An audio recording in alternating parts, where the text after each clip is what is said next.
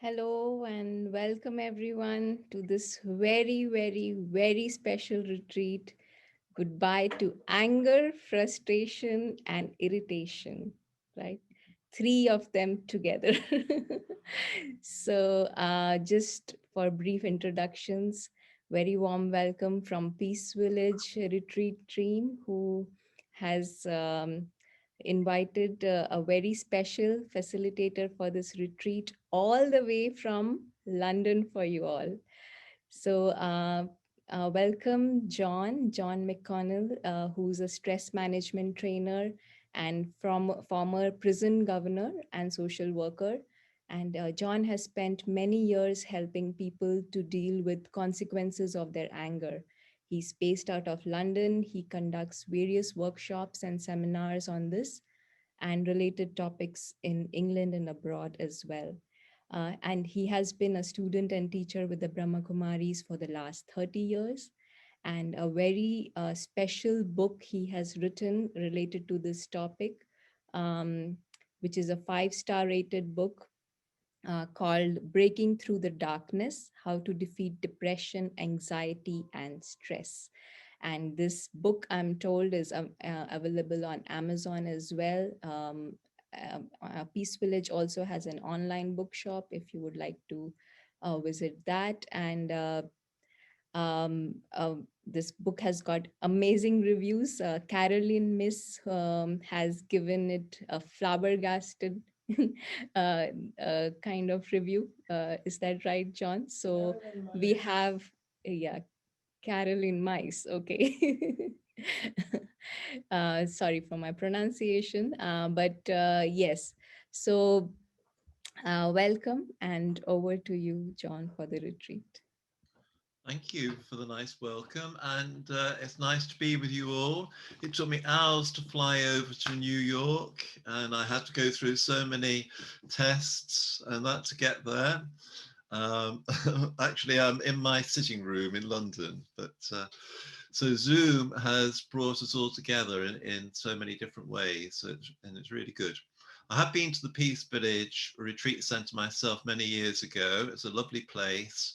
And once all these COVID restrictions are out of the way, then if you haven't been already, then I'd recommend that you go there. So this really is going to be the equivalent of a retreat, even though we are doing it all from our own homes. And it's great that you have committed to give yourself this special time to spend on reflecting and learning about how to say goodbye to anger, frustration, and irritation. So 10 out of 10. And before we go into any detail on it, there are just a few domestic arrangements, which I need to mention. So there's 4 sessions, as you know, altogether.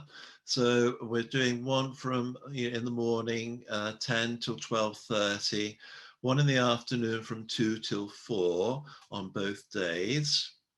It's important to have pen and paper to hand because throughout the whole weekend, I'm going to be asking you to reflect and write down answers to certain questions and things like that. So please have pen and paper to hand.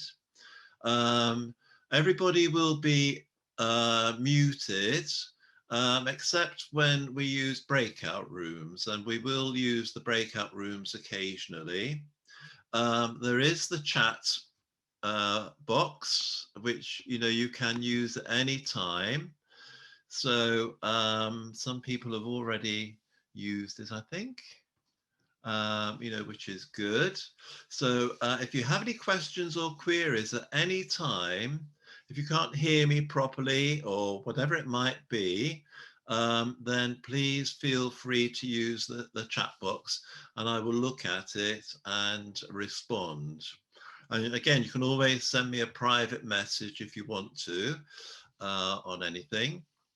Um, and then within each session, we will have like a little break, a little 10-minute break so that you can make yourself a drink or whatever else that you need or want to do.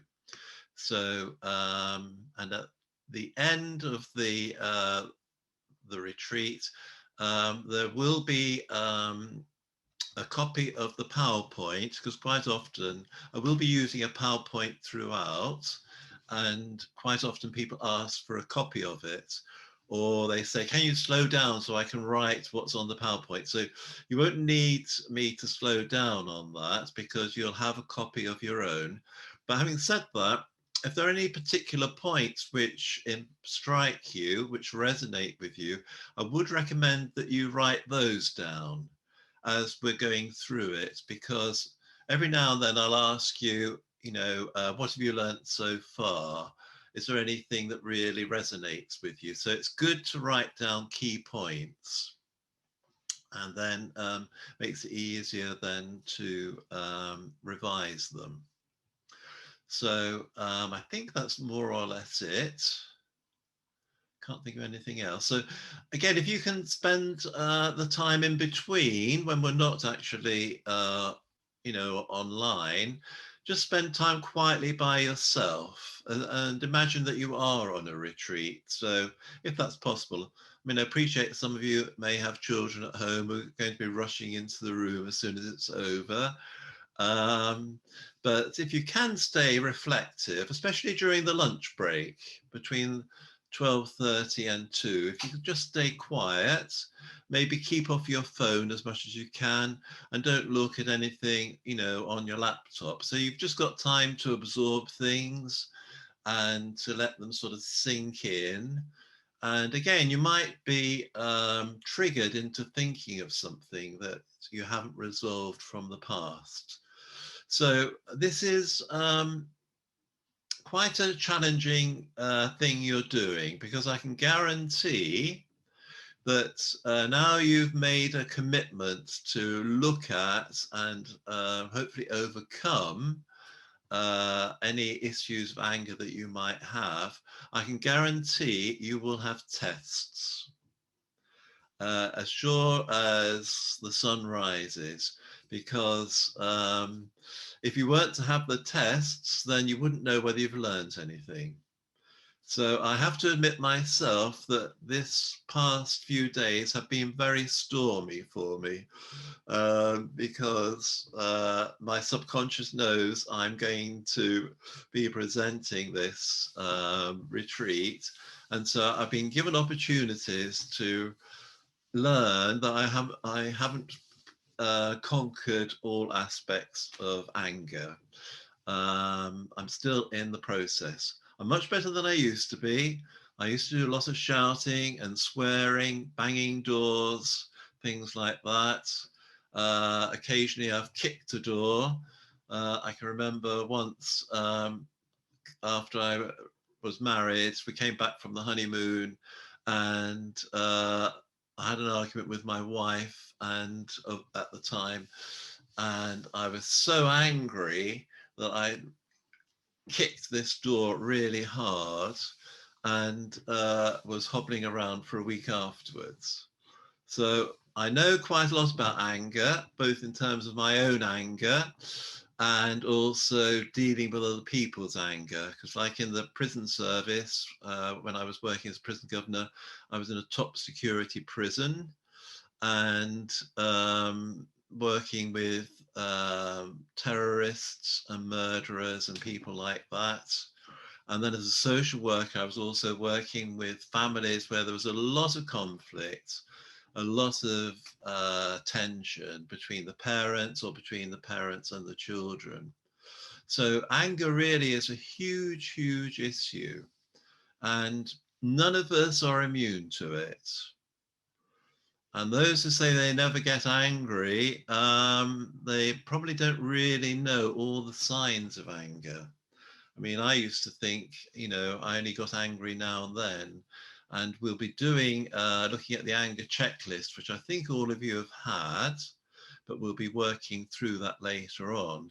And you suddenly realize there's a lot more variety to anger than just that shouting or swearing or banging or whatever. Anyway, before we say anything more about it. We're just going to play a song just to remind us of how important it is. And whilst the song is playing, if you'd just like to sort of sit back and relax and just listen to the words. And oh, by the way, I need to introduce you to Suja. Where are you, Suja? Just show your face, please. There she is. So she's going to be in the background there, helping me to manage things. And if my sound goes off, she'll let me know. She's going to be playing the songs for us and also sharing the questionnaires and things like that. And who knows, she might even say something later on. But at the moment, she's broadcasting from a hotel room because her house is up for sale. So if anybody wants a nice house in wherever it is, whereabouts do you live, Suja? In Virginia. In Virginia. Yeah. We better not say any more about it, but anyone in Virginia who's wanting I'm sure it must be a lovely house, then they can see you afterwards. All right, then. So can we have that song then, please, Suja? All right. Thank you.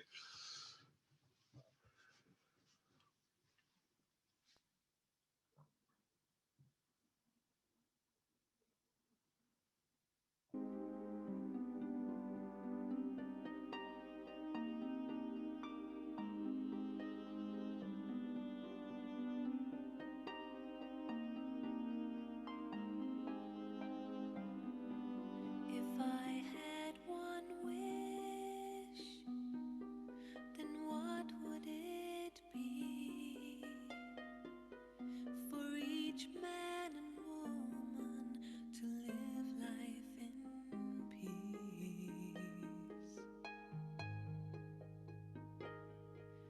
to live without fear in a world that's secure. Some say it's a fool's dream, but I'm not so sure.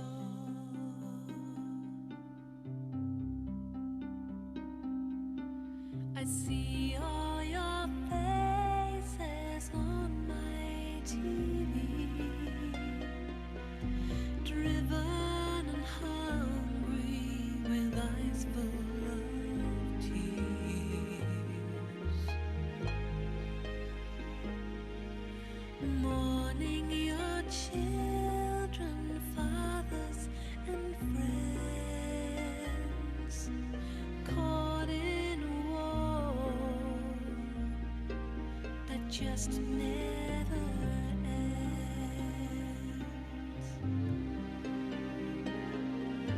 How long will it be till your life is mine, and all I believed in has turned into lies? With all that I am and all that I have, I send you this token, this love from my heart.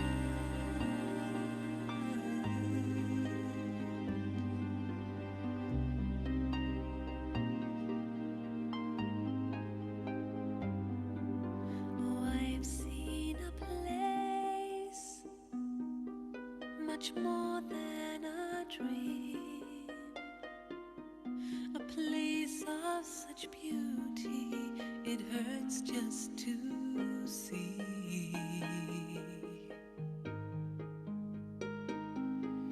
a place of no pain, no crying, no war, where peace is the treasure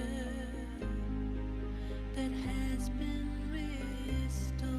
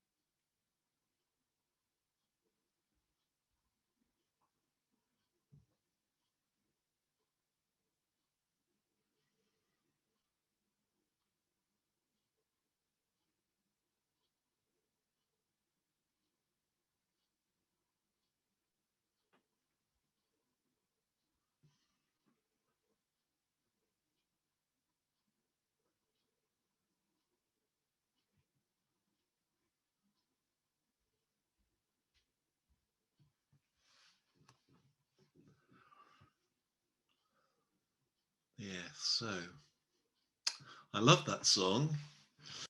And I think it's probably everyone's wish that there was peace in the world, because there's so much conflict everywhere, isn't there? Within families, within communities, within countries, between countries. Um, and I think probably America and the UK, we seem to both be going through huge sort of shifts of feelings and lots of anger about things from the past. And you can see even now in Northern Ireland, you know, it's the people are back on the streets throwing petrol bombs and things like that, and the water cannon are coming out again for the first time in 6 years because of people's anger and frustration. And we see it everywhere, hear it everywhere. Walking down the street, the horns are beeping, people are shouting at their kids, the kids are fighting with each other, and it can be very distressing. So just imagine what the world would be like if there wasn't any of that fighting, if there wasn't any of that arguing. It would be a totally different place, a lovely place, beautiful place.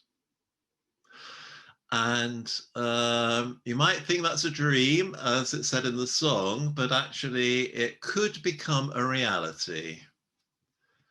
But it depends on each and every one of us.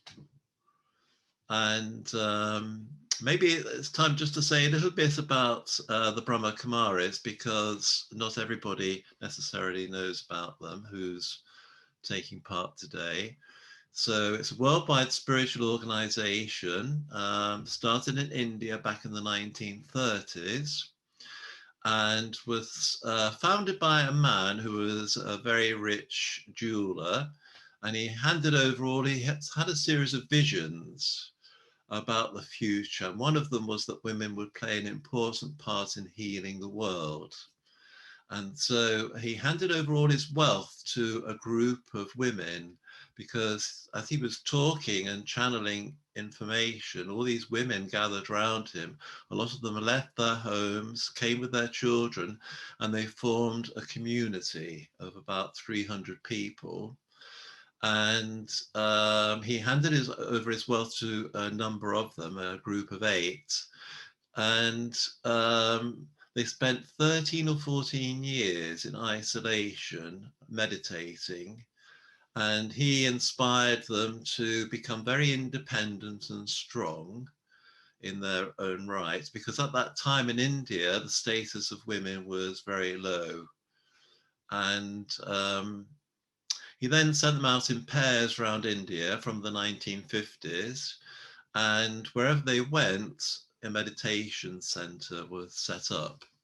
And now there's well over 8,000, I think 500 centers throughout the world, in over 110 countries. And the basic aim of the Brahma Kumaris can be summed up in 2 words: Om Shanti. Om, I am a soul. Shanti, peace. So I am a peaceful soul. And really it's about helping us all to remember who we really are. So we're more than a body, we're more than a man, more than a woman, more than a child. In each of us there is a soul or a spirit. And at one stage, everyone in the world more or less agreed with that. They may have been following different religious traditions or paths, but there was a recognition of the spirit. And then gradually, in recent times in particular, with the rise of science and the rise of consumerism and things like that, we've actually forgotten who we are. And when you forget who you are, then lots of confusion and conflict comes in.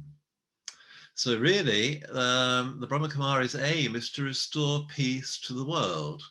Now, they can't they're not saying they can do it or we can do it by ourselves. Obviously, we can't. But there's a realization that each of us is responsible for our own thoughts, words, and actions. And each of us, if we were all to become peaceful overnight, the whole world would be a very different place. So that's where we're coming from. And that's why this retreat on saying goodbye to anger is rather different from other courses or workshops or retreats that you might go on, which are concerned with managing anger. We're not into wanting to manage it. Our aim is to completely overcome it. So out of interest, do you believe it's possible to overcome all your anger and become completely peaceful? Would you like to put your hands up, and I'll just have a little look around and see if I can see hands up. Are there any hands up? Well, there's at least a couple there. Oh, there's quite a few actually. That's very good. Yeah. Around there's quite a lot of hands that aren't going up. Okay, it's a little bit further along the line. What about Susie, who looks as if she's got a nice background there? Is it possible to overcome all anger, Susie? Put your hand up if it is, or shake your head if it isn't. Right, you don't think you can. But Reshma definitely believes you can. What about Annie Phillip? Is it possible? Yes, we've got a hand up there. Okay, so we've got definitely lots of yeses in the chat, which is good. So the good news is that if you believe you can overcome it, you will be able to overcome it. And if you believe you can't overcome it, then you won't. So it depends on each of us individually, and if we believe something, that's going to color our behavior, our understanding, our motivation, and everything else. So hopefully by the end of the weekend, those who thought it's impossible to overcome all anger will hopefully have a different view of things, but it's entirely up to you, obviously. So why we say we can overcome it is because we understand that our original nature as a soul is one of peace, which is where the Om Shanti comes in. So obviously most of us are not full of peace at the moment, and over time different things have happened, and we've built up all these resentments and anger and frustration and different things like that. And so we don't feel peaceful, and therefore we might think it's impossible to get rid of it. But actually, if you're operating on the basis of your original nature, then in a way, it's just a case of trying to release all the negativity, release all the bad feelings, release all the frustration, so that the original peace can come. Does that make sense? So we're not trying to impose something and force ourselves to be peaceful. We're actually just trying to remove all the rubbish that stops us from being peaceful. So Brian there is nodding his head, so that's good. Okay, so just to prove that we are by nature peaceful, we're going to do 3 relaxation exercises. So these are things which you can do at any time, whenever you're feeling stressed or annoyed or frustrated or whatever. You can get back in touch with your peace. So the first exercise is deep breathing. So it's called diaphragm breathing. Okay, so we're going to do that first, just so we can get in touch with the peace. But before we do the exercises, if you can just touch your hands and fingertips in particular, and notice whether they're cold or whether they're warm, what the temperature is of your fingertips.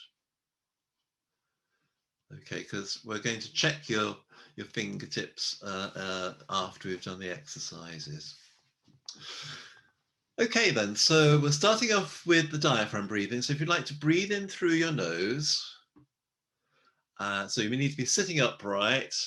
That's very important. Legs uncrossed, feet on the floor, if you can manage. Hands open on your thighs. And then just breathe in through your nose and fill the lungs from the bottom to the top. Hold the breath at the count of 3.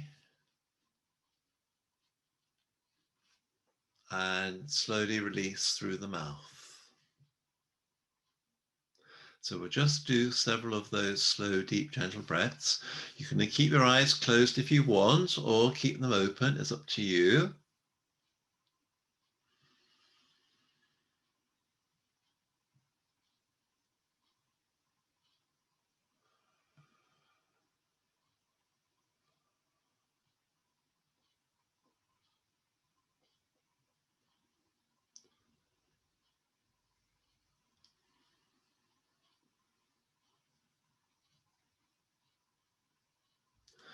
And become aware of your breathing. So you're just going to observe your breath as it enters your body, as it fills your lungs, and as it exits the body through the mouth.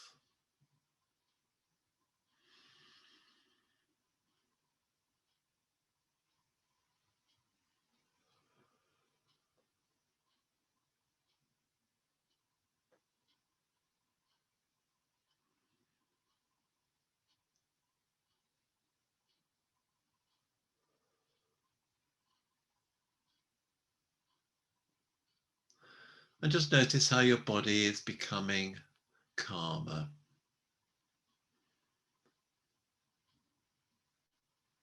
and more relaxed.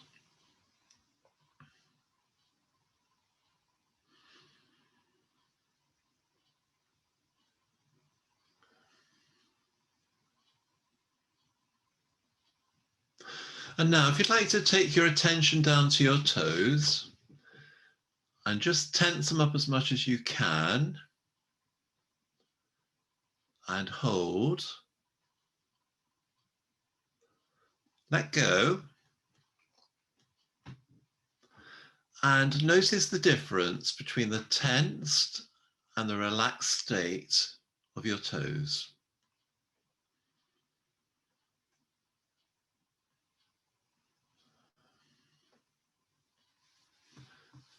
And now tense up your calf muscles as much as you can. Hold.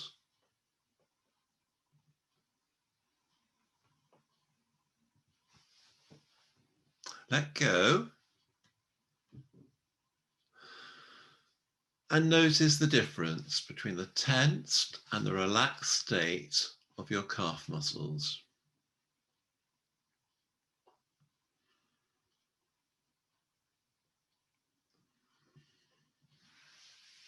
And now tense up your thigh muscles as tightly as possible. Hold. Let go.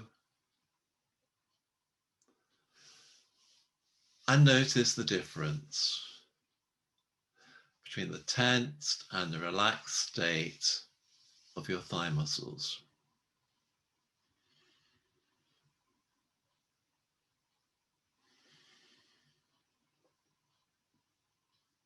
And now make a tight fist with each hand and also tense up your arms. And hold.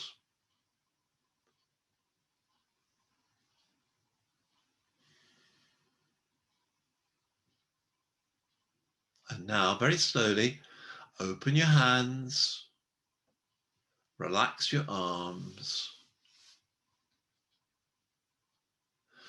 and just notice the difference between the tensed and the relaxed state of your hands and arms.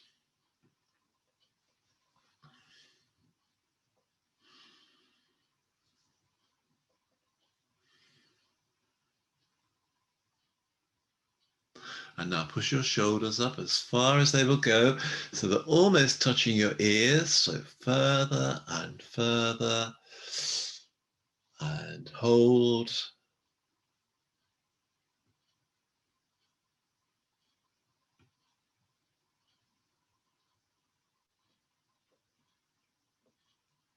And now very gently, very gradually, allow your shoulders to return to their normal position.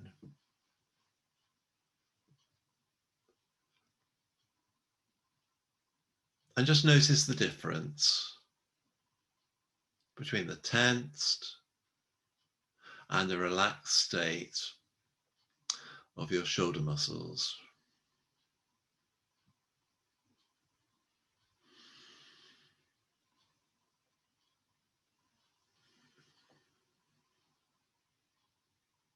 And now, to de-stress the jaw area, push your tongue up against the roof of your mouth. And hold.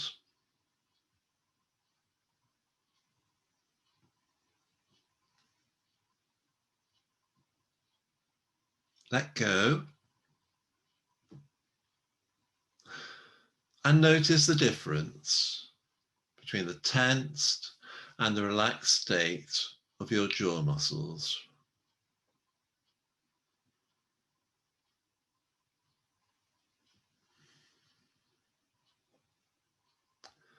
And now, screw your face into a tight ball, especially your eyes. And hold.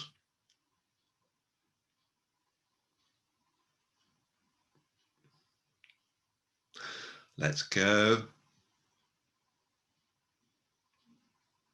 And notice the difference between the tensed and the relaxed state of your facial muscles.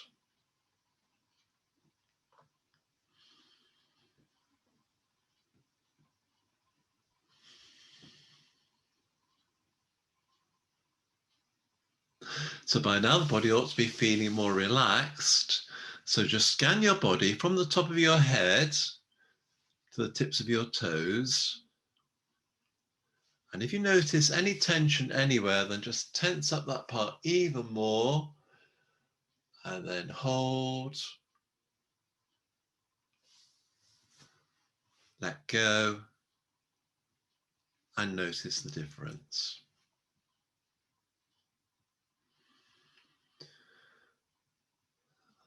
And now, still doing the slow, deep, gentle breathing. And with your eyes closed this time, if they're not already closed, I'd like you to visualize a beautiful, peaceful scene in nature. It might be your favorite place which you love to go to, or it might be your dream place which you've yet to visit. It might be on top of a mountain, in the countryside, or by the sea. So just choose somewhere where you would like to be for the next few moments. And visualize yourself sitting in this place by yourself on a warm summer's day. So first of all, just notice the beautiful clear blue sky above and the sun that is shining down gently on your body.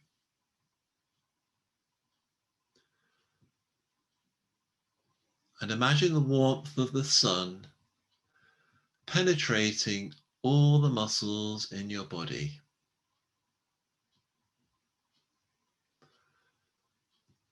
Removing all aches and pains and tension.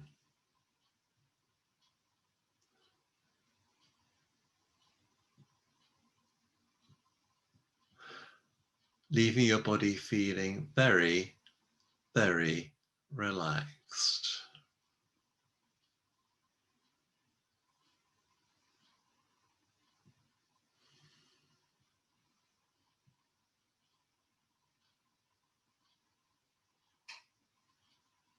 And now in the scene, look around you and appreciate the shapes and the colors and the beauty of nature. It might be the shape of a tree or the color of a flower. And allow the shapes and the colors and the beauty of nature to fill you with joy and wonder.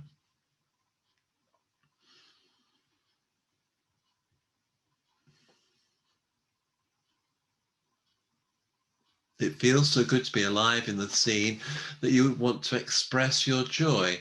So just imagine yourself doing that. Maybe you want to run or skip or jump or somersault. So express your joy in the wonder of nature.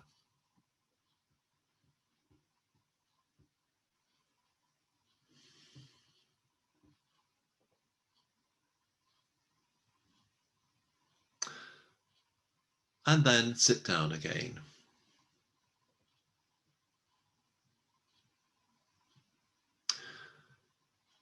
And now in the scene, notice the sounds of nature. Maybe the sound of water running gently by, or the sound of a breeze blowing through the grass or trees. And allow the sounds of nature to soothe you, calm you, and totally relax you.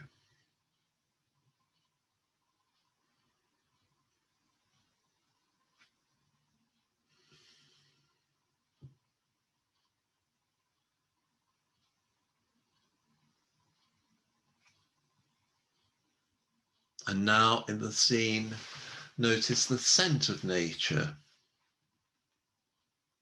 Maybe the scent of pure fresh air filled with the lovely blossom scent.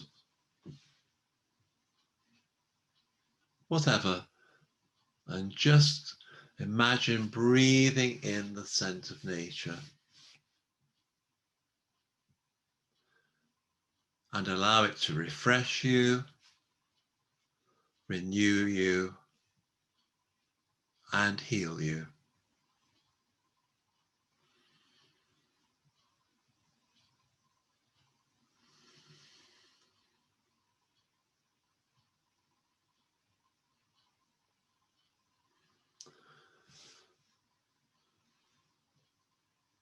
So by now you're feeling very calm,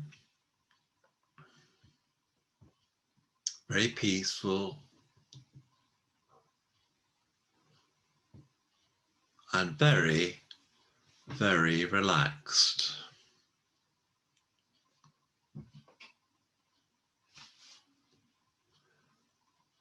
So holding on to these very powerful, positive feelings, slowly leave the scene of nature behind you. Bring your attention back into the room where you are and open your eyes.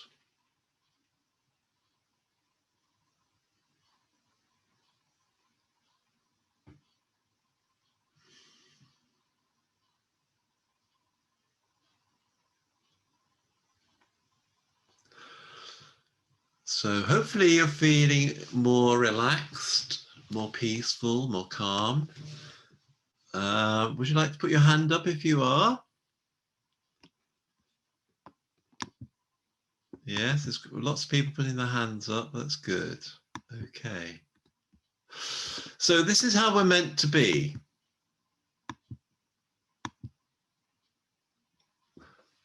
We're meant to be, take away all the pressure, take away all the worry, take away all the stress, and we will want to be, or we will be, feeling calm and peaceful. And in a way, this is proof that this is our original nature. We love peace. This is why, you know, we go for walks in nature. This is why we go on holiday to get away from it all. This is why we like to meet up with friends and have a drink, so that we can relax, so that we can just be ourselves, peaceful.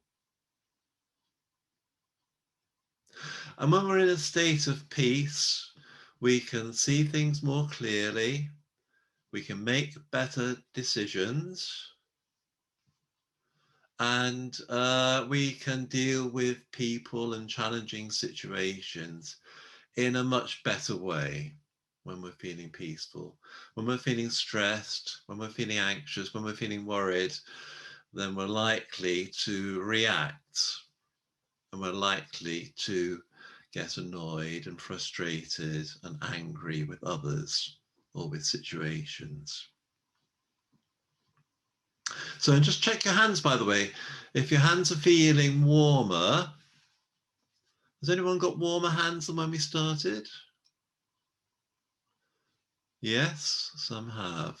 Yes. Okay. Right. Well, I can tell you why your hands are warmer. Because when we're tense or anxious or frustrated or angry, the muscles tense up. That puts pressure on our veins and arteries. And at the same time as the tension increasing in the muscles, we're also injecting cortisol into our bloodstream. And cortisol thickens your blood. So we end up then trying to push thickened blood through narrower veins and arteries, which means that the blood can't reach the extremities of the body as it's meant to. So therefore our hands and our feet will be colder because of the lack of flow of blood through our system. That's one of the side effects of being angry. There are others which we will mention. Yeah, so someone here has said, my hands were warm before and now they're hot. Yes, Aidan. Yeah. So yes, if your hands were already warm, maybe it doesn't have the effect. But if your hands were on the cold side, unless you're in a cold room, in which case it's not so easy to get them warmer. But lots of people are responding saying the hands are warmer. So the question then is, how did we manage to calm down? How did we manage to relax so that our hands got warmer? And basically, we took control of two things. So if one or two people would like to put in the chat box there, what did we take control of in order to make ourselves calmer?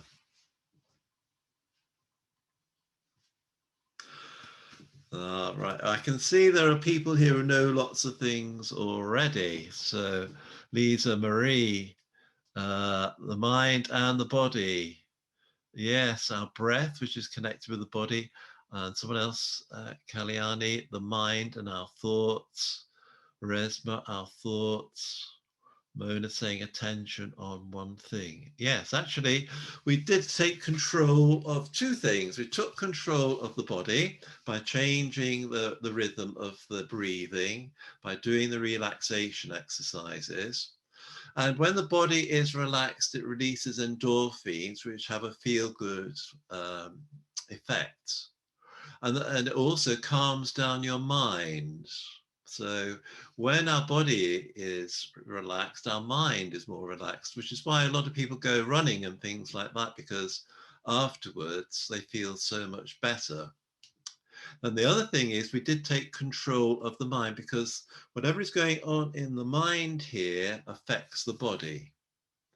And without even being aware of it, as soon as we get stressed or anxious about anything, as soon as we start to get worried, we trigger off what's called that fight or flight reaction. which then has an impact on the body and tenses up the body. So there's an intimate connection between the mind and the body. So really, saying goodbye to anger, frustration, and irritation, one of the key things to remember, and this is worth writing down, is that we need to take control of our mind and our body. And terms of the body in particular, there's a lot of people in prison because they didn't take control of their body. They didn't stop themselves from punching somebody. They didn't stop themselves from firing a gun. They didn't stop themselves from shouting at somebody, which led to a violent reaction. So there's that sort of control of the body, as well as keeping calm in the body.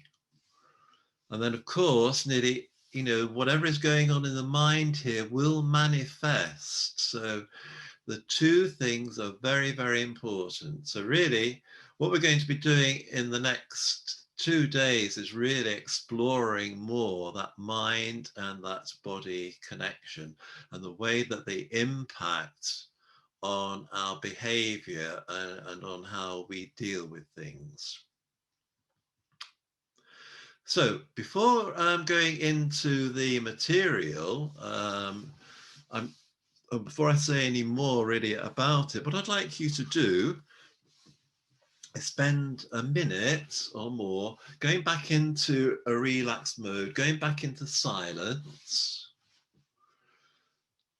doing that slow, deep breathing, and then asking yourself, why have I decided to come on this retreat? And what do I want to get from it? So spend a minute just thinking about it. Don't write anything down at this moment in time. Just think for a minute. Why have I decided to come on this retreat? And what do I want to get from it?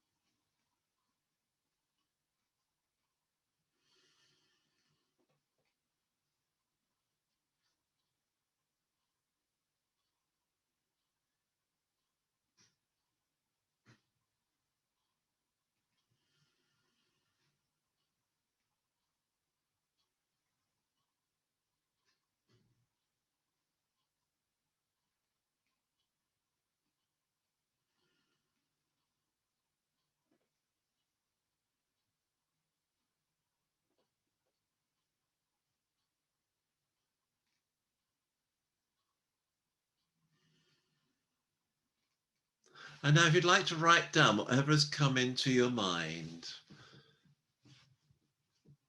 what thoughts have come to you about why you are on this retreat?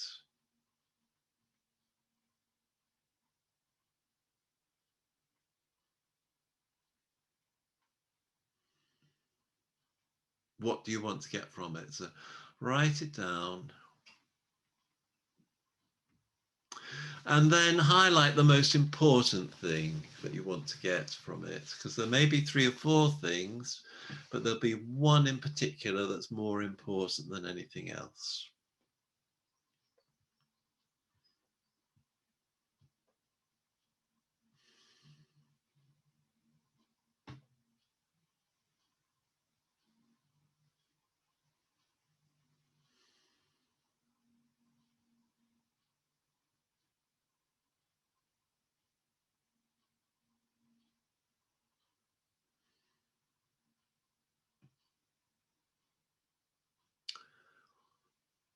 Okay, so what we've done there is quite an important exercise, really, because we've taken time out to reflect. We've gone into silence. We've asked ourselves some important questions. And then rather than let them whiz around in our head and go nowhere, we've manifested them by writing them down. So now you've got a little manifestation there of what you're wanting to get from the retreat. So you can use this process at any time, really. Anytime you've got a problem, anytime you're feeling angry or frustrated, if you can take out a couple of minutes out of your day just to reflect on it, just to ask yourself about it, that will help. Now, the next thing, which is very important, is expressing your feelings, sharing with others. So we're now going to go into breakout rooms. So I hope that's all right with you all. It will be good. So those of you who haven't got your video on, it would be good to put it on for the next bit. And Suja is going to put you in rooms of between 4 and 6 people. And then the idea is when you're in that room, we'll be in it for 15 minutes. And that will give each of you a chance to say your name, maybe where you're from. Like we know Suja's from Virginia, but I know there's at least one person who is from Portugal. They're not all necessarily just from the States even. So your name, where you're from, and the main thing you want to get from the retreat.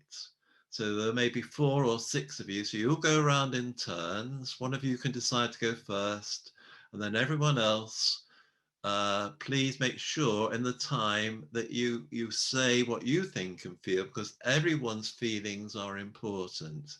And then if there's any time left over, you can just have a general sharing about how you're feeling about anger.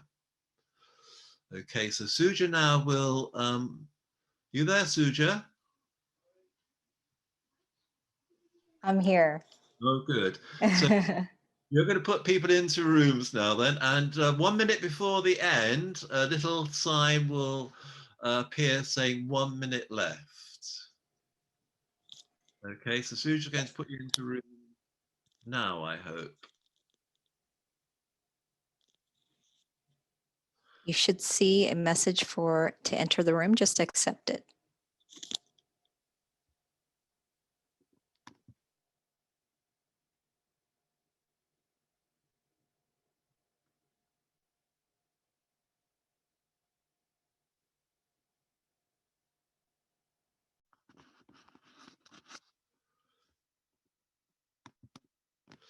Okay, so welcome back, everybody.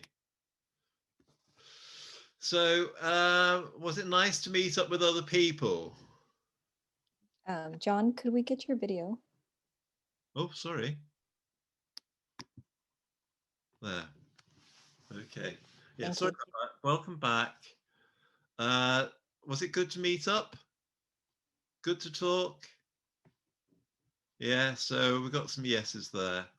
Good. Yeah, this actually it was lovely. Good to share. This is crucial actually when it comes to any mental health issue.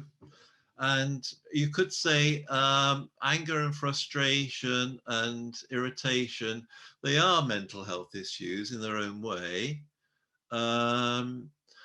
Because we start beating ourselves up and feeling bad about ourselves when we get angry.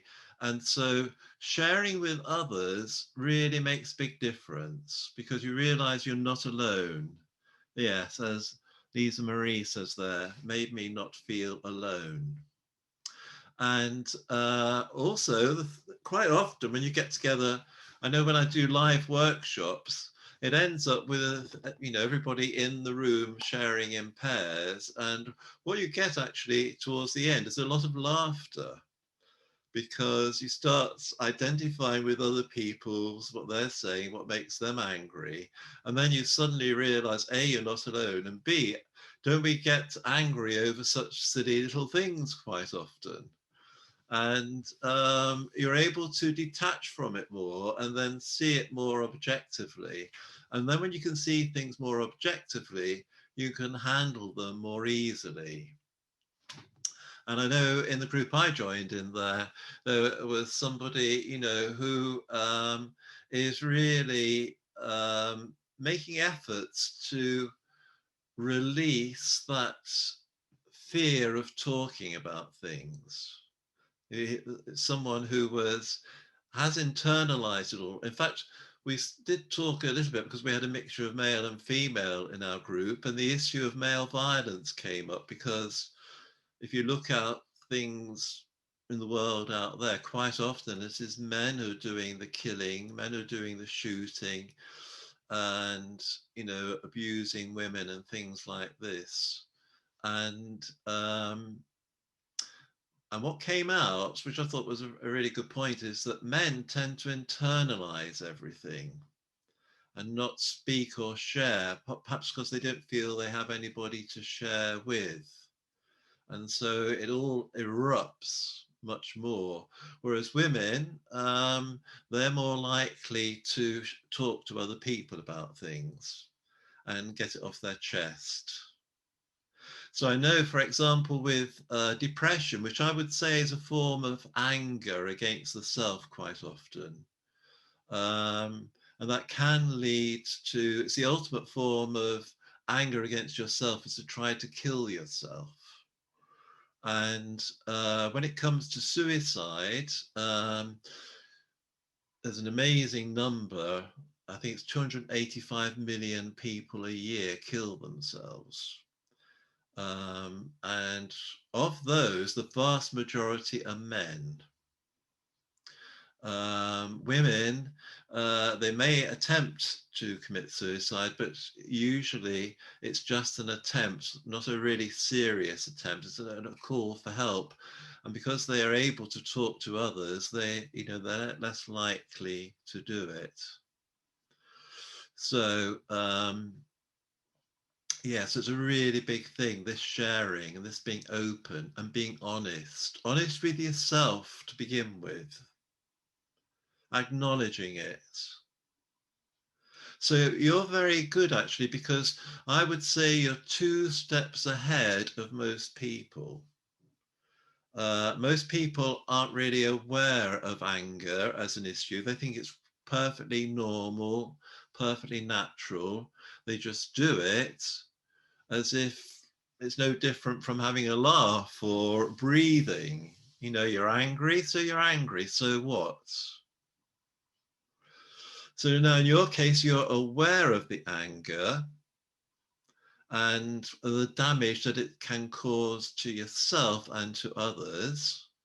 So that puts you way ahead of lots of people.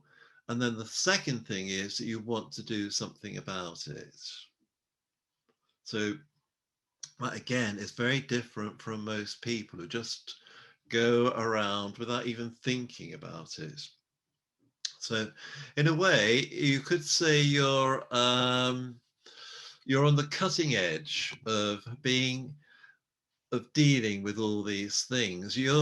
If you can manage to overcome your anger, you will become wonderful examples in your community and in your family, and you will become ambassadors for peace. And really, as we've already said, that's what the world needs more than anything else, peace. And let's see what Gabri's saying. Yes, it's so sad that we socialize people that way. I wish men were given more permission to express emotions in healthy ways. Yeah, that's very true. And that applies to men giving themselves permission and listening to other men, but also women need to play their part in that as well, and not expect men to be always strong and silent and in control. We're all involved in all these issues. You can't just say it's all they're doing or all their fault, we're all in it together. And really, we all have to help each other. So what we're going to be doing from now on, this is really what we've done so far, is laying the foundations and just remembering or realizing that, we are beings of peace. This is the foundation of this retreat. We can take control of our anger by taking control of our mind and our body. And we've also learned the importance of reflecting on our anger and listening to what we need and writing it down and sharing it with others, because all these things are opening up the topic, stopping it from being taboo, stopping it from being just my problem. It's a huge social issue. It's a global problem. It's the biggest problem facing the world, because we have now the means to blow up the world. There are hundreds, if not thousands, of nuclear weapons, which are very powerful. And, you know, every time any of us get angry, we are contributing to creating a really negative, heavy vibration in the world. And those heavy vibrations build up. And that enables certain political leaders in particular to use that energy, that negative energy, and to promote violence and to direct that negative energy against other people. So we all are playing our part in it. We can't just say it's all their fault. Because every time I get frustrated or angry, I'm contributing to that negative energy. So Neil here has put, from a spiritual perspective, is it safe to say that anger is a disease of the soul, a dis-ease of the soul? Yes, it is a dis-ease.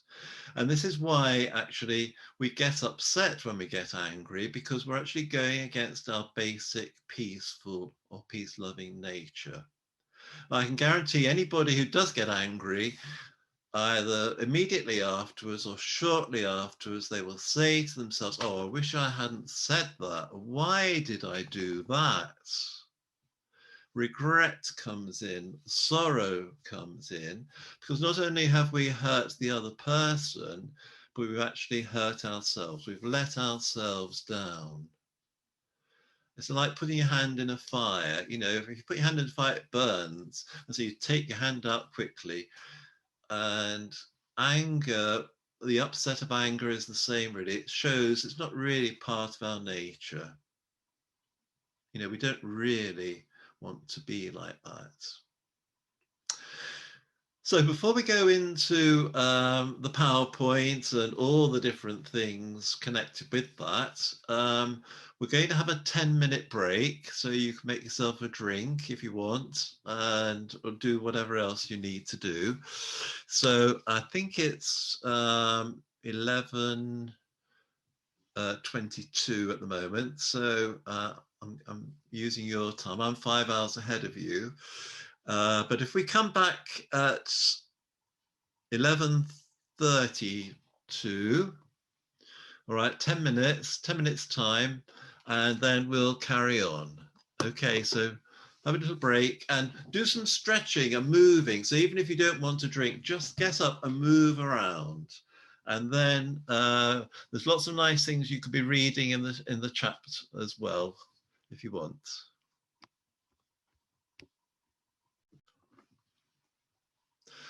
Welcome back.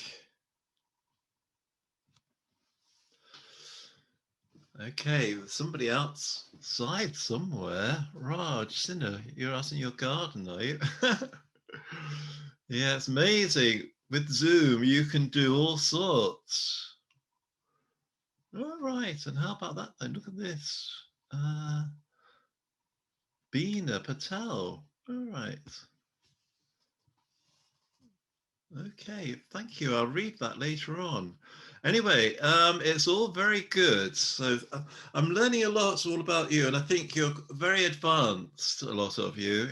I mean, not just people who are regular students of the BKs, but other people. I can see from your comments in chat there, you know a lot about things. And so, you know, please feel free to make any comments you want in that chat box to correct anything or add to anything which I'm saying.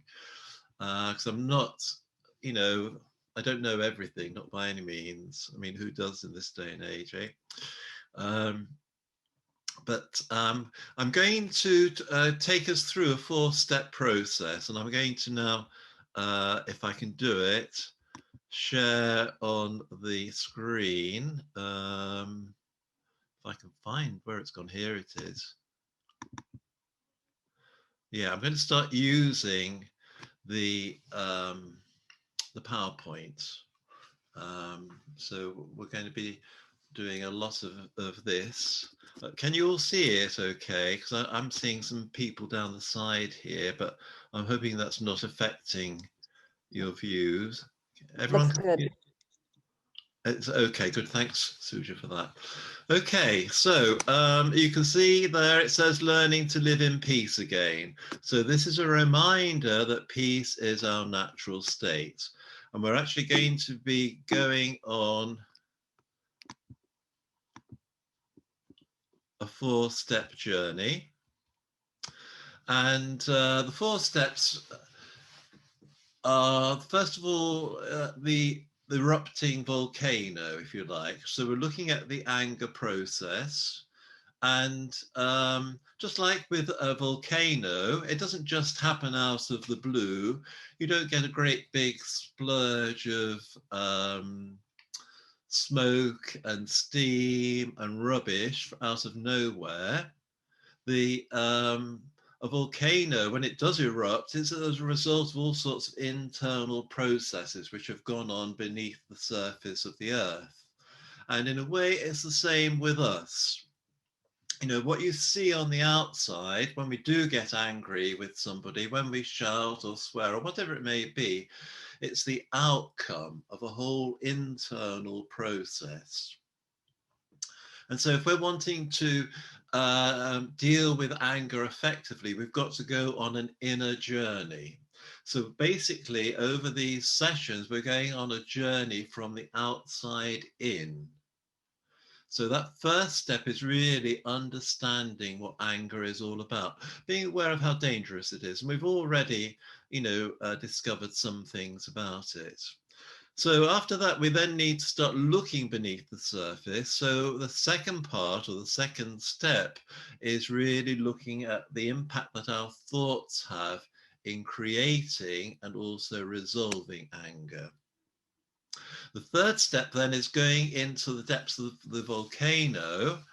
And in some ways, I would say this is probably the most important step, because we're going to be looking at what's going on in the subconscious and how that's having a direct impact on us without us even realizing it. And unless we become aware of that and sort that out, then we're not really going to be able to change. So that is vital. And then underlying it all, we've got part 4, which is the heart of the matter, which is looking at the spiritual aspects of anger. Now, we've already had one, very good comment from Neil, saying really anger is a form of dis-ease of the soul. The soul is not at ease. So I know a lot of you, and in my group that I joined, there are people that have been meditating for 30 years. So, and still getting frustrated and angry at times, just like I do. And I've been doing it for 30 years as well. But it's okay, because we're on a journey. And really, the more we understand the journey, and the kinder we are to ourselves when we're on the journey, I think that's very important, because if you beat yourself up every time you get angry, then that's really compounding the problem. You're actually getting more angry, because you're getting angry with yourself for getting angry, and that's not going to help anybody. So these are the 4 steps. Another way of saying it is that we need to open our eyes to what anger is all about. We need to change our mind. We need to heal our heart. And we need to awaken our spirit. So that's, in a way, summarizing it. So it's quite useful to just remember that. Open your eyes, change your mind, heal your heart, and awaken your spirit. And then you'll be able to overcome the frustration and the anger and the irritation. So we're going to end up hopefully with a clear understanding of the process, and in future we'll be able to choose more appropriate and positive responses to situations which trigger our anger, and we're going to have lots of positive practical tools. So that's what it's going to be about. So that first step then is having an awareness of anger and the impact that it has on ourselves and others. So we're just going to look at the definition of anger. So it's a fear-based, negative, emotional reaction to situations, circumstances, or people which disturbs our peace of mind and has harmful consequences for the self and others. So we're going to just explore that a little bit. So the fear, there's always fear behind anger. It may be a physical fear that I'm not going to be able to manage. It may be fear of being stressed, maybe fear of being attacked. It may be fear of a psychological fear in terms of not being listened to. What's going to happen to me if there's so many fears behind anger? It's negative, not in a judgmental way. We're not saying anger is bad as such, but it has negative consequences. We don't feel good when we get angry. As we've already mentioned, it upsets us. We feel bad. We don't go around saying, yes, I've been really angry today. It's great. We don't go around wanting everybody to be angry. And again, it's emotion. It stirs up strong feelings. Now, another key word there is a reaction to situations, circumstances, or people. And this raises a very important point. If we want to overcome our anger or frustration or say goodbye to it, we need to know the difference between reacting and responding. So this is worth writing down. We need to remember always to respond rather than react. So a reaction is an automatic, non-thinking way of dealing with things. It's what animals do. Animals, for example, like a dog will see a cat and it will just go for it straight away. Won't stop to think of the consequences of the busy road in between. It will just dash for the cat and it could get run over. So rather than reacting to things which means we're out of control and we're just stimulus response like that with nothing in between to stop us, we need to put on the brakes. We need to respond. So respond means to stop and think, if only for a second. And then that will give us other options, other alternatives to deal with the situation or the circumstances or the people. So if someone shouts at me, rather than reacting and shouting back and saying, how dare you, who do you think you are? We stop for a second, and hopefully with some awareness now, we can think, they must be upset. If I shout at them, it's going to make it worse. So maybe I could say, how are you feeling? What's the matter? How come you're so angry with me? And give them the chance to express their feelings. So I've got a good example of this, which I'll mention now, because it shows you just how powerful this information is. There's somebody who did a overcoming anger course with me some years ago now. He came to the first session, learned about responding rather than reacting, and there was a week's break before the next session. And when he came back, because we like to share stories of success, so has anyone got a story of success to share? And it turned out that, he was a bit of a lad, had a bit of a police record, was known for being quite angry and aggressive and things like that. And after doing that first part of the course, he went to a cash machine, to get some money out. And when he got the money, somebody behind him stood behind him with a knife and said, "Hand over the money." And in the past, he said, "I'd have got that guy and killed him, you know, and there's no way I would have handed over the money." But he said, something made me stop and think. And I thought, I don't want to end up in prison again and miss out on my children. So he handed over the money. The guy who then ran away with the money, and the victim, in inverted commas, decided to go to the police station and reported the crime. He was well known to the police. They couldn't believe that he had done what he'd done, and they were so impressed. They said, you know, let's see if we can find the guy who's taken your money. And they went out in a police car and actually found the guy and got the money back. Now, you know, I find that a very powerful example of what can happen, you know, when we have some knowledge and some awareness, how we can change. And instead of reacting, responding. So this stuff really works. So there we go then. So anything which disturbs our peace of mind is going to lead us to feel angry. And when we do get disturbed, it has harmful consequences for the self and others. And we've already had a little insight into how it can affect your body, but we're going to explore that a bit more. Now, Suja, can I just ask you a question, please? Are you there? Yes, John. Go Oh, ahead. yeah. If anybody puts any comments in the chat box, how do I see them when I'm going through this PowerPoint? Is there space there to see things or not? If there's anything that is directed to you, I could definitely tell you.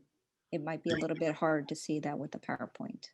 All right. Okay, then. Have you... And interrupt then. So if someone's asking a question. But I mean, this part now will be a fairly quick presentation of some of the different aspects of anger. It should be fairly straightforward. We'll get a copy of this afterwards if you want it. You have to ask. So the price of anger, no peace of mind.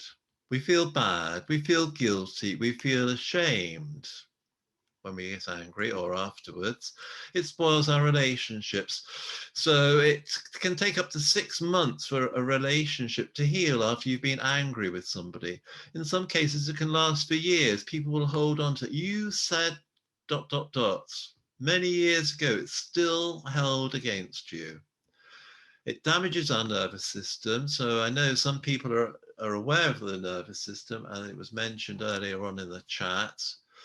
It's abusive. It wastes our mental and physical energy. It leads to a loss of judgment. When you're angry, you see red quite often. You just can't see a way out, and you just make wrong decisions. And of course, you're completely unable to consider the needs of others. You're so consumed with your own needs and your own thoughts and feelings that it doesn't, you know, no one else counts at that moment in time. And then, as we've already said, it affects the collective consciousness. The more people are angry, the more those heavy negative vibrations increase. And of course, it causes lots of problems. John, there's one question out here. Yeah. It says from Sue C, if our true nature is love, peace, etc., how did we develop these adverse emotions like anger? Right. Well, that's a very good question. And we'll come to a fuller answer in the last session. But basically, we can, over time, our peace and love, our inner strength, and all the rest of it can diminish. And again, depending on external circumstances, we can feel overwhelmed and become a bit of a victim. So, this is why we need to be aware of all the causes, and we need to build up our resilience, and we need to build up our strength. And we'll focus more on that towards the end of the 4th session, I think. But thank you for mentioning that. So anyway, the gifts of anger then, it can protect us. And, the Me Too movement, if you like, is an example of that. Black Lives Matter. We have to rise up sometimes in anger against things which are unjust. Again, anger needs to be directed in the right sort of way. If it's going to involve guns and shooting and killings, then that's not a positive manifestation of those angry feelings. It will just make things worse. It gives us insights into ourselves, and those insights will come to you if you take the time out to stop and think, why am I getting so angry with that person?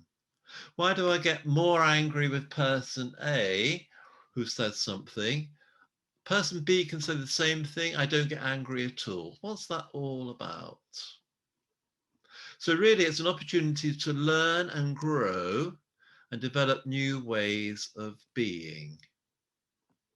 It's a catalyst for change as well.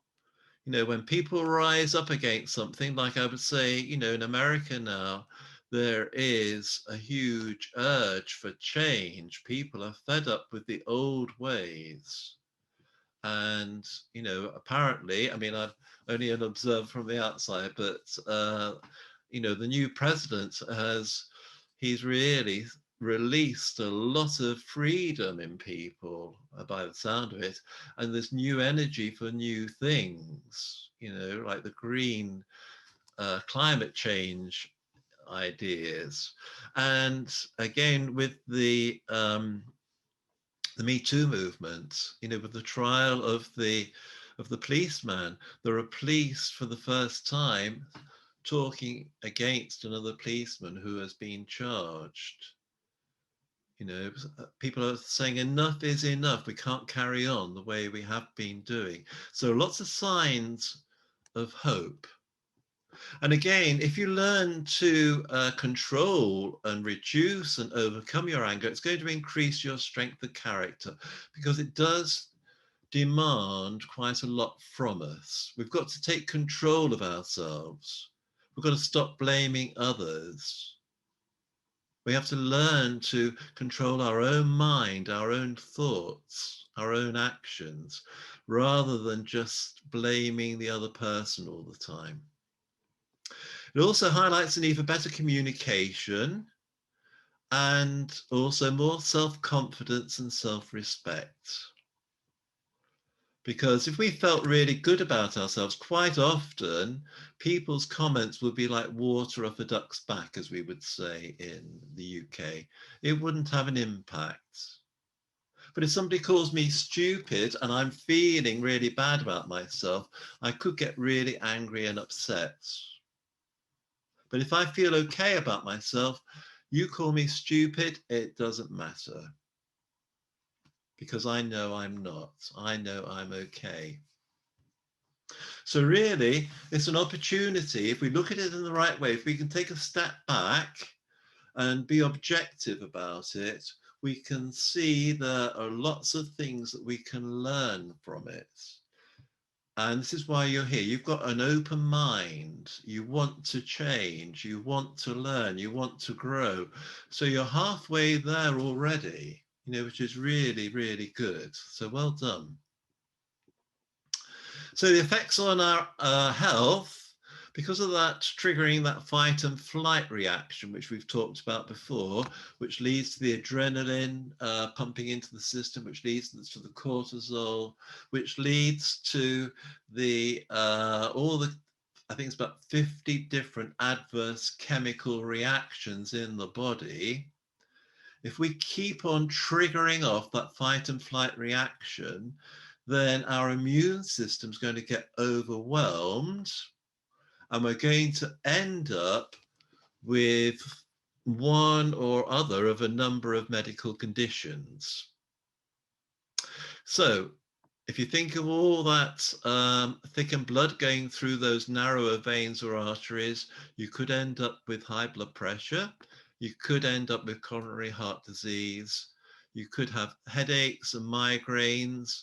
You could have suffer from insomnia. We've already mentioned the depression and the suicide which can arise. There are digestive disorders, muscular spasms, skin disorders. So, for example, eczema is if you look at it from an emotional point of view, it's an expression of extreme antagonism. You're so angry, but you're not saying anything, that it's breaking out through your skin. That's quite interesting. And my father, who was a very timid, quiet man, he suffered from eczema for years, and he put loads of cream on his hands and wore special gloves. But of course, he didn't know anything about this, and he obviously was very angry inside, but didn't say anything. Now, if you're the sort of person who bottles it all up inside, doesn't say a word to anybody, pretends to be all sweet and peaceful and nice, whereas inside you're seething with rage or resentment or frustration, then you could, I'm not saying you will, but you could end up with cancer, because there is a strong correlation between suppressed anger and cancer. That is not to suggest that everybody who has cancer, that it's due to suppressed anger. I'm not saying that, but quite often when people look inside, they discover there is a lot of suppressed anger. And anger generates a lot of acid in the body, and cancer cells thrive in acid. So very important to realize that and remember that, because really, as we already know, actually, most illnesses are psychosomatic. We're creating the illness in ourselves, whatever it may be, because of our thought patterns, because of our feelings, which are manifesting themselves in physical disorders. So we'll just look at some of the other signs of anger then. So on the behavioral side, we've got the temper outburst. We can cry with frustration. We can withdraw. We poor concentration, indecision, and unreasonable complaints. We may start smoking more, drinking more. We may take tranquilizers or drugs or illegal drugs just to escape from all the feelings inside. And of course, we may have problems in getting to sleep and then waking up tired. So I had that experience the other day. Somebody did something. I mean, on one level, it was quite silly, but this is what happens actually. When you start working on yourself, you can manage the big things, and then it's the little things which really get to you. And I spent an hour in the night going over something which, really I shouldn't have got my head into at all. And I really woke up tired the next day because of it. Okay, so there we go. Emotional signs, rapid mood swings, worrying a lot about things that don't really matter, over concern about your health, withdrawing and daydreaming, being unable to feel empathy for others, increased irritability, constantly complaining and criticizing. It's very important to remember those are signs of frustration and irritation and anger. If you're always complaining, it means you're never happy. And that's going to have a damaging effect on your health and on your mind and on your relationships. Again, and this really, quite a lot of this applied to me, because before I came across the Brahma Kumaris, I was very angry, I was very stressed. And in fact, I just had 6 months, had 6 months off work due to stress and depression. And I was feeling really low, and a lot of these feelings here applied to me, but I'm not the only one, I'm sure. So feeling anxious, afraid, ashamed, worried, guilty, feeling inadequate, hopeless, worthless, useless, suicidal, helpless, misunderstood, lonely and alienated, cut off, feeling a victim, feeling is nothing that you can do, and getting so frustrated either with yourself, with the people you're living with, or because of your situation, because it's not working out the way you would like it to. So there's a lot going on there. So how do we deal with it all? How do we start to make sense of it all?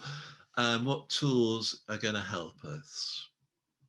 So this is where we're going to start with a very important tool called reflective learning.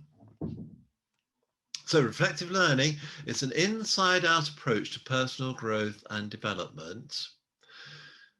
So that inside-out approach is really what the Brahma Kumaris is all about. Inside out means looking inside. What's going on in here? What am I doing to cause this? Or what am I doing to contribute to it? What am I doing to make things better or worse? So rather than looking out, blaming everybody else, you said this, you made me angry. If you hadn't done that, I wouldn't have done this. Rather than doing that, we take responsibility for our own thoughts, words, and actions. And then when we do that, a whole new world opens up. So this reflective learning process means I have to be honest with myself. So I need to observe my behavior. So what I would like you to do, please, is right, we're going to do a bit of observation now. So it means think of something that makes you angry or triggers anger in you, and we call that the trigger. So write down the word trigger on a piece of paper, and opposite it, write down an example. So I'm going to use the example of a traffic jam. Okay, so think of an example, write it down. Underneath the word trigger, write the word behavior.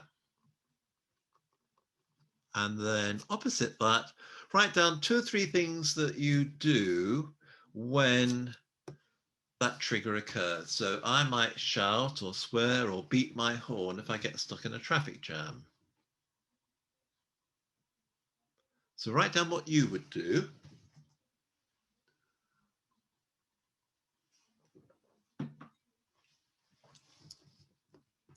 Underneath that, then write the word physical effects. And opposite that, write down several of the things that happen in your body when that trigger occurs. So you might get a tension headache. I mean, I might start having palpitations when I get stuck in a traffic jam. I might get tension in my stomach muscles. I start gripping the wheel very tightly. So what physical things happen in your body when your trigger occurs?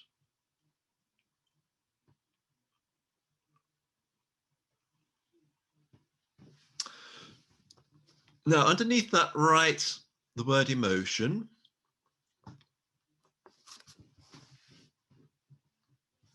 And then opposite that, write down the main feeling which you have when your trigger occurs. So it might be irritation, it might be frustration, it could be rage, it could be hate.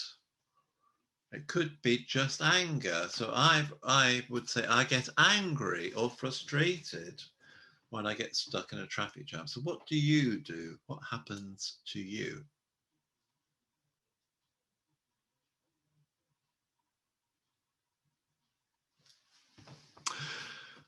Then underneath that, write the word thought.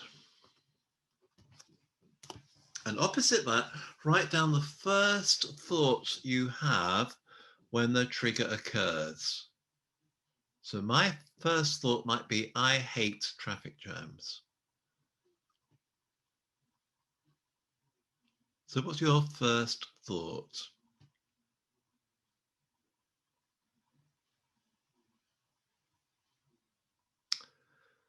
So on your piece of paper there, then you should have a trigger. You should have an example for it. Then under that, you've got the word behavior with examples of how you behave. Then you've got the physical effects on your body. Then you've got your emotion, and then you've got your thought. Now, those are the 4 reactions to the trigger: the behavior, the physical effects, the emotions, and the thoughts. All of this happens in a second. I'm driving down the highway, perfectly happy. Suddenly there's a traffic jam ahead of me. Bump. Within a second, I'm shouting and swearing, and my body's agitated, etc., etc. Now, what we've done, we've slowed down the whole process, and we're looking at it objectively without judgment and noticing, this is interesting, look what happens when this trigger occurs. So this is all about observing. So this is the first step on the inside out approach to dealing with things. Right, so now I'd like you to reflect or think about what you've just discovered from your example. So if I reflect on my example, it seems ridiculous I should allow myself to get so upset about getting stuck in a traffic jam. Look what it's doing to my body. Look how it's making me feel. And look at how I'm letting myself down by shouting and swearing and beeping my horn. So I reflect on that and think, surely there's a better way. So reflect on your example and think, how could you deal with it differently? And write down 1 or 2 things that you could do differently.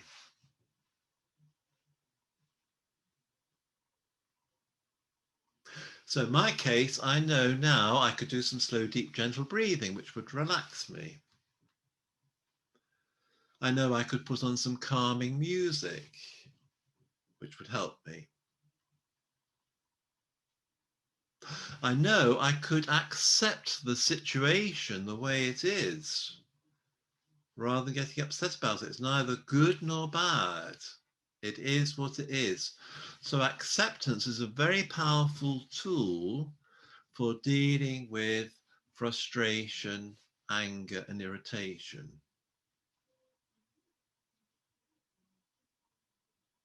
So write down your own solutions, if you like, which could help.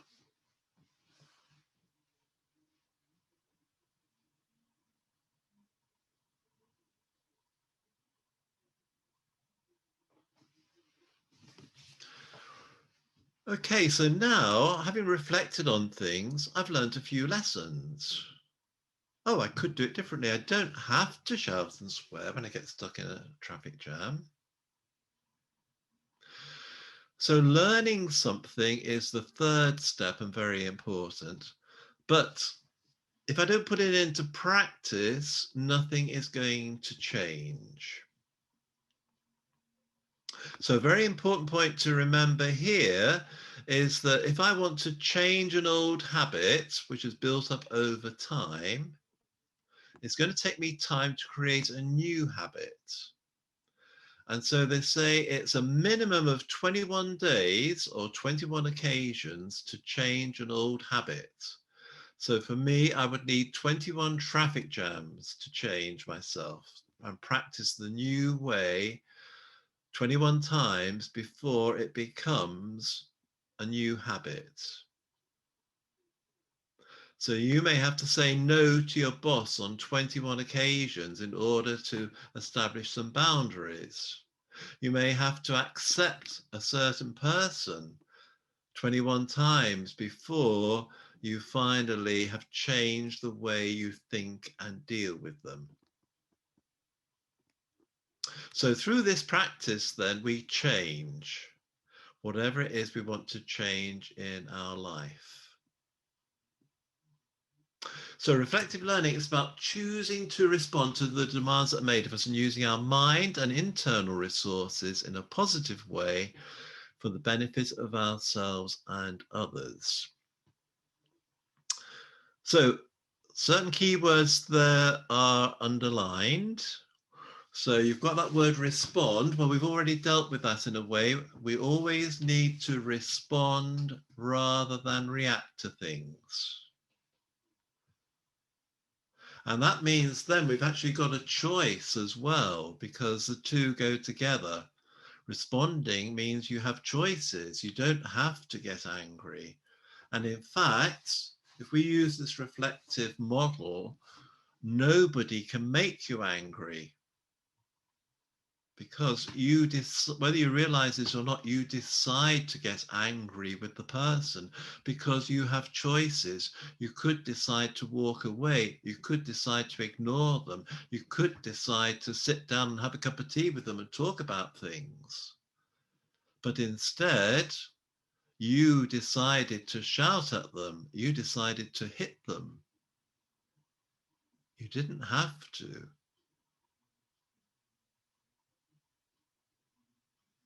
So the other thing there that's underlined is the word positive. Using our resources in a positive way for the benefit of ourselves and others. And this then raises another very important point, which we will deal with more in step 2. But it's very important to know the difference between positive thinking and negative thinking. So I'll give you a brief, at this moment in time, a brief description of the two. Negative thinking are thoughts which damage the self and other people. So any form of complaining, criticizing, judging, blaming, comparing are all forms of negative thinking. All the isms, sexism, racism, nationalism, are all negative ways of thinking. Where you put, and one religion thinking it's better than another, same thing. People are making themselves feel good at the expense of others. Putting other people down causes them to feel resentful and bitter and angry.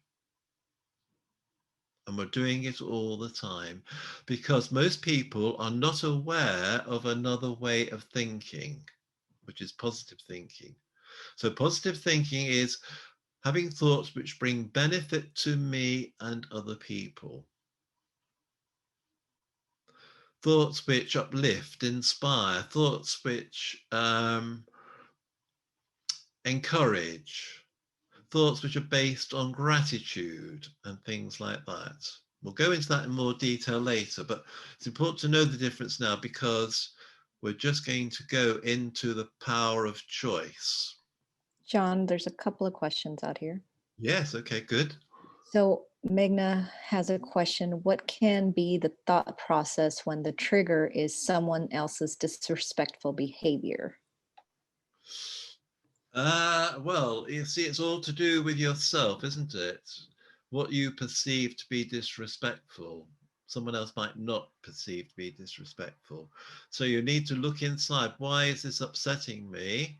And it's probably because you're not respecting yourself in the first place.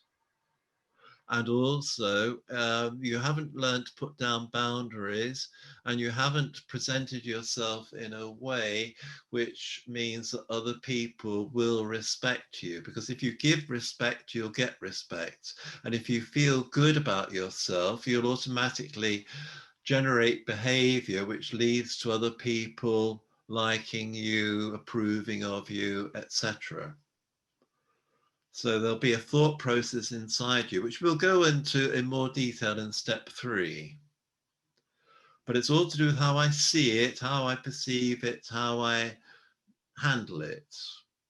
because I don't have to get upset about it at all.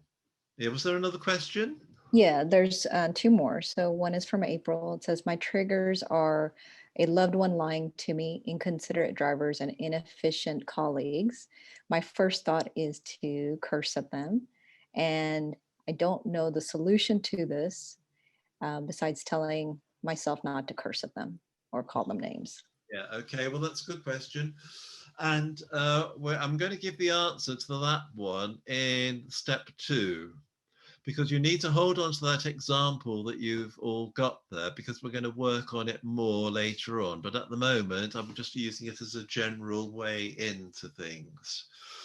But like, even people who are inefficient, now you're making judgments there. You're deciding they're inefficient. They're not actually living up to what you expect them to do.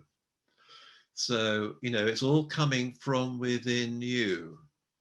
Inconsiderate drivers, what's going on in their lives? Why are they inconsiderate? They may be in a hurry, they may be angry, there could be all sorts of things going on in their lives which are making them appear to be inconsiderate. So again, understanding will change things, but we'll go into all that in more detail later on. Was there anything else there, or was that Yeah, it? two more. Sue, pretty much similar. What if someone clearly lies and betrays you? And then Bina has, when your boundaries are constantly disrespected, how do you deal with the aggression? Yes, so that's a good question. We'll come on to that later on in terms of being assertive. And the lying, and that, well, again, it boils down to some extent, we need to use our judgment. Being peaceful doesn't make us doormats. We do have to deal with things, but we deal with them in a non-violent way. That's what peaceful is all being about. So if you think of Gandhi, for example, the way he managed to get the British out of India wasn't by killing them all or all that, all those violent things. He did it by, group passive, we could call it passive action, non-violent action. So I know there's that example in the film, I forget the name of the incident now, where all the Indian, his supporters stood in rows and allowed themselves to be hit to the ground by the British troops. And because they didn't fight back, everyone was so appalled at what those soldiers were doing that it was a key moment which led to opinion in Britain turning against, the British rulers and the way they were treating the people of India. And it was a key moment in the independence movement. So these things are quite deep and they're quite subtle, and we'll go into them more, but those are good questions and I will come back to them later on. Okay. Couple more statements from Star. My trigger is feeling embarrassed, makes me lash out and feel worthless and stupid. Triggered in the workplace. What somebody else is triggered in the workplace. Another one is in the practice that we learn how to gain conscious control while in the thick of it, middle of upsetting situation. I think they're asking if that is the practice.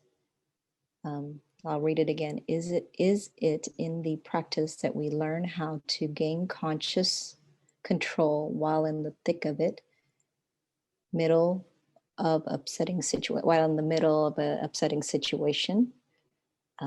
We have Lisa Marie. How can you accept things as they are if your life has changed due to someone else's bad choices and or poor mental health? Just a couple more from Susan. Does it all come back to being fear-based, i.e. drivers, etc.? That's all of it. Right. Okay. Oh, some really good points there.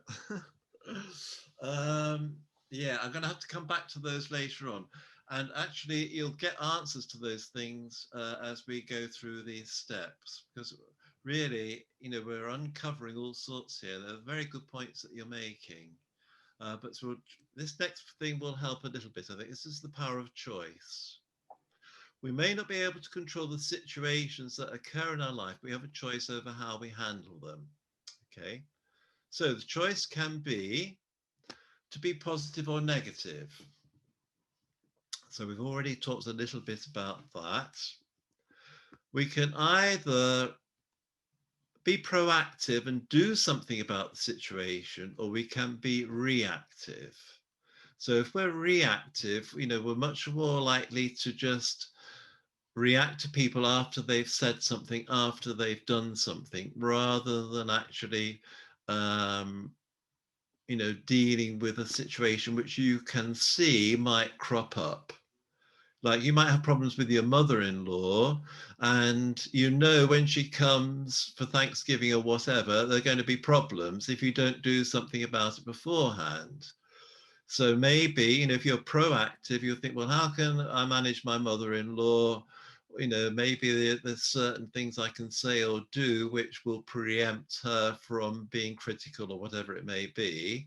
Or I could just wait until she arrives and then get upset because the first thing she says, oh, this place looks a mess and could do with tidying up. So there are different ways of looking at all these things. So we can either focus on the problem. Oh dear, poor me, this is awful. There's nothing I can do, which is really the thinking of a victim. Victims feel hopeless and helpless. So yeah, if we were to carry on down here, we've got the negative thinking, we're reactive, we focus on the problem, there's nothing I can do, we feel a victim, feeling hopeless and helpless. The underlying emotion of a victim is fear, and their underlying attitude is they're much more likely to be pessimistic. This always happens to me. What can you expect, etc., etc. If we go down this side and we're positive and we're proactive, where we're looking for solutions, then we're going to feel empowered. And when we feel empowered and good about life and things, really, the underlying emotion is going to be love. Not sloppy, sentimental sort of love, but love in terms of a positive, powerful energy, which makes me feel good. And then again, we're going to end up, if we're on this side, being much more optimistic than pessimistic. So if I go down this route, I'm going to end up sad. Sad stands for stressed, angry, and depressed or depressed. If I go down this route, I'm going to end up feeling glad or happy. So the glad stands for giving, loving, accepting, and being detached. So the ideal state for any of us to be in is loving and detached. So you'll find that in many different philosophies, especially the Buddhist philosophy.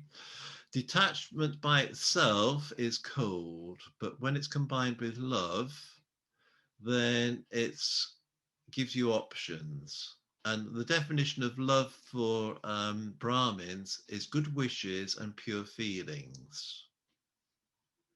Good wishes and pure feelings. So detachment means I'm allowed to take a step back.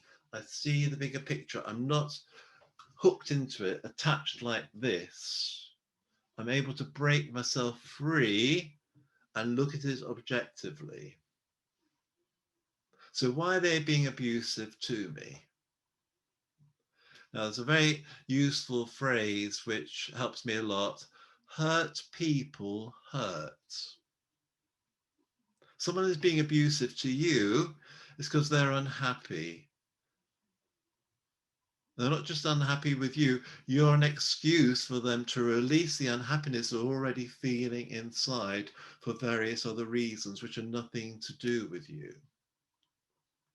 So we can be triggering each other's bad feelings. You may look a certain way which reminds them of something from the past, the way their mother might have looked at them or whatever. And before you know it, it's all coming out and you're thinking, what's all this about? But on the other hand, you've brought them into your life because you're lacking in self-esteem and self-respect. And the two of you this is what happened to me with my ex-wife. We were two cripples coming together. You know that John Lennon expression, crippled inside. Two cripples coming together, and we became codependent. I was used to being dominated and verbally abused by my mother, and I only felt comfortable when I was in a situation where that was happening. And my ex-wife, she did that to me because she really needed, she felt so bad in herself that she needed to dominate somebody. And it suited us both. It suited her to dominate, and it suited me to be dominated, because we both then knew we could handle it more easily, because that's what we were both used to, if that makes sense. So all these things are quite deep. So going on a little bit more about the choice, we've got the painful, mindless, senseless, regressive way of dealing with things, which could include aggressive behavior, we're exploding. It could include passive behavior or passive aggression, where we're holding all the feelings inside and we're exploding inside, we're imploding. And then we have suppression, where the feelings are so deep or they're so painful, we don't want to look at them and we just bury them inside and deny them completely. So that's going to cause lots of problems. Then on the other hand, there's the peaceful way, the mindful way, the sensible way, the adult way.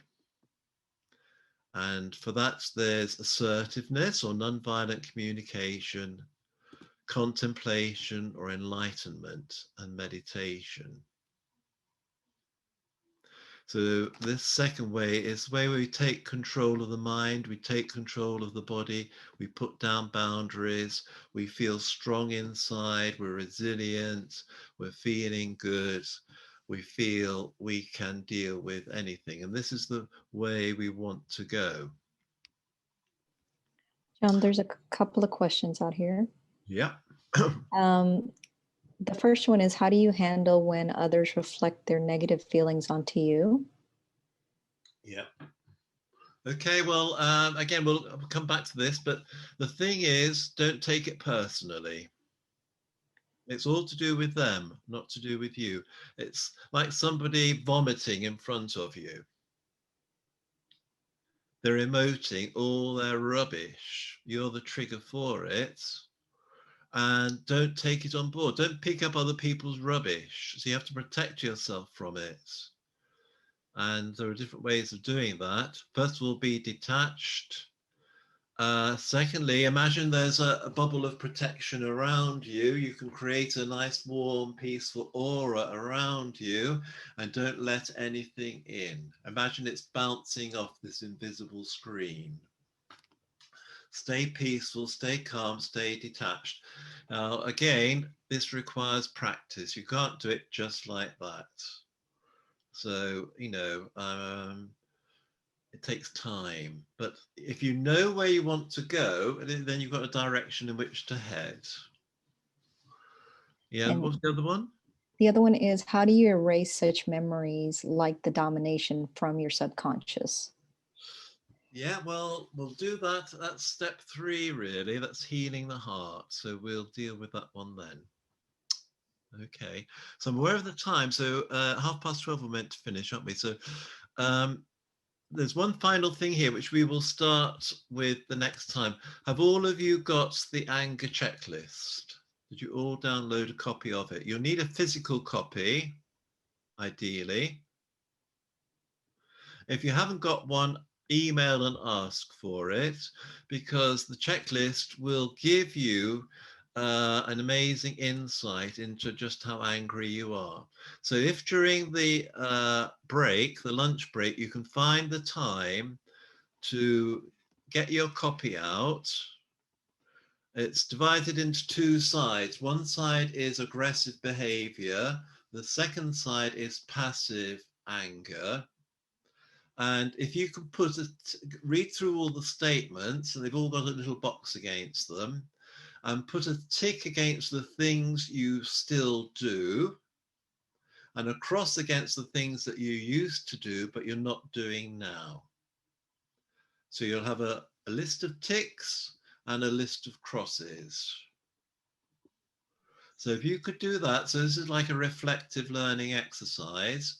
And then if you could also then reflect on the whole thing and see whether you're generally more aggressive or more passive in your behavior. And then do a little bit of thinking about that. For example, you might think, well, actually, I'm more aggressive at work, more passive at home, or vice versa. And then ask yourself, why am I more passive or more aggressive? And just look into your background. Who are you copying? Whose behavior have you picked up?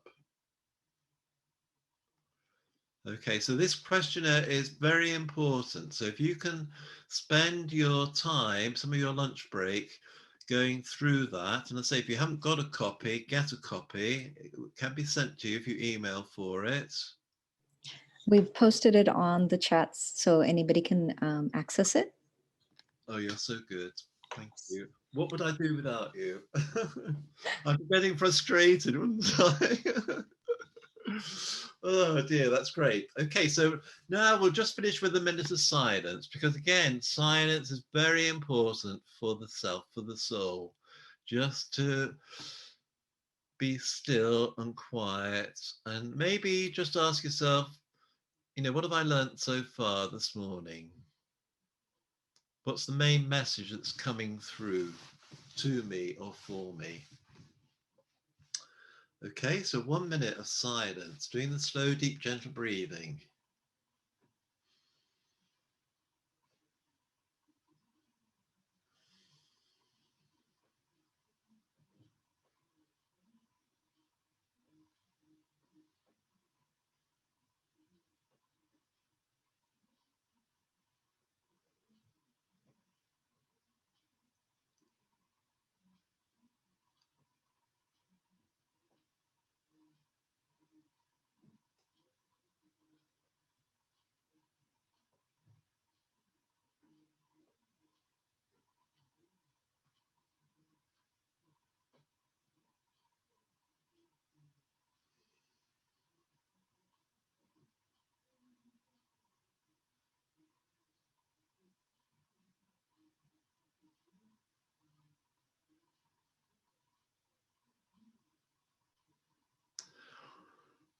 Okay, so time for the break. So we're back again at 2 till 4. Try and be quiet during this time that you have off. Try and keep that reflective, questioning, open mind present. Have your food in peace and silence. Reflect on that questionnaire. And if you've got any more questions, we've had some good ones already which have come up. If you've got any more questions which you feel you want to put into the chat box afterwards, then please do so. And thank you for your attention. I hope it's been helpful so far, has it? Good. If it has, just put a thumbs up. See if I'm on the right way. There's at least one thumb up there. There was 2. That's good. It's nice to know I'm on the right track. So there's 2 thumbs up. There's only 2, 3 or 4. Oh, good. Thank you. Okay, then. So see you later on. Back at 2. All right. Thank you very much. Om Shanti. Bye.